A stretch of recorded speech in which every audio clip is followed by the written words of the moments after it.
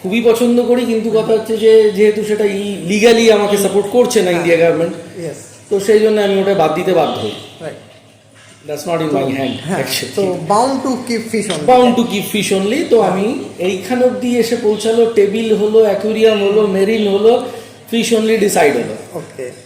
যখন কোনো client blindly আমাদের উপরে ট্রাস্ট করে আর আমাদের উপরে ছেড়ে দেয়, প্রফেশনালি ইটস আওয়ার বেনিফিট, কি আমি সার্ভিস করে দিচ্ছি, আমি সব কিছু করে দিচ্ছি, আমার সেখানে ইনকাম হচ্ছে, সার্ভিস চার্জ নিচ্ছি।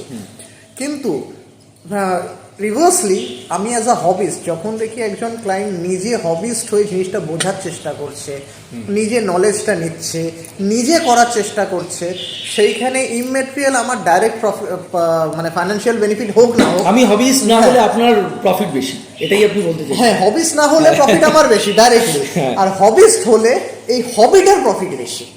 যদি আমি হবিটার দিকে দেখি, একটা হবিস্ট যদি থাকে তাহলে হবিটা বেঁচে থাকে, ভ্যারাস যদি আমাদের উপরে ডিপেন্ডেন্ট থাকে তাহলে ডিপেন্ডেন্সির মধ্যে যদি কোনো চুক হয়ে যায়, হয়তো আমি তো সবাইকে অ্যাটেন্ড করতে পারি না, বা অন্য দোকানদাররা যাদেরকে অ্যাটেন্ড করে অনেক মিসগাইড করে।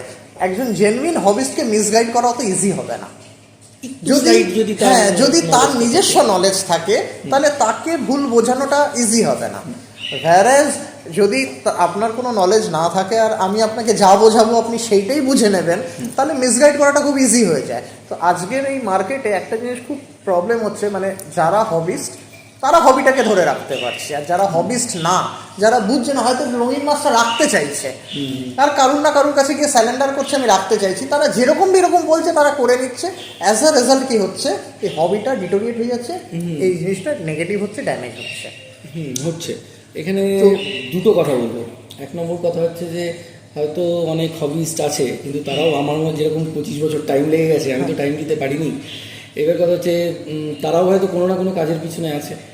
এবার আজকের দিনে দাঁড়িয়ে sometime it is very difficult কি যে টাইমের মাঝখানেও হয়তো মানে কাজের মাঝখানে সময় খুঁজে বার করে এটা করা।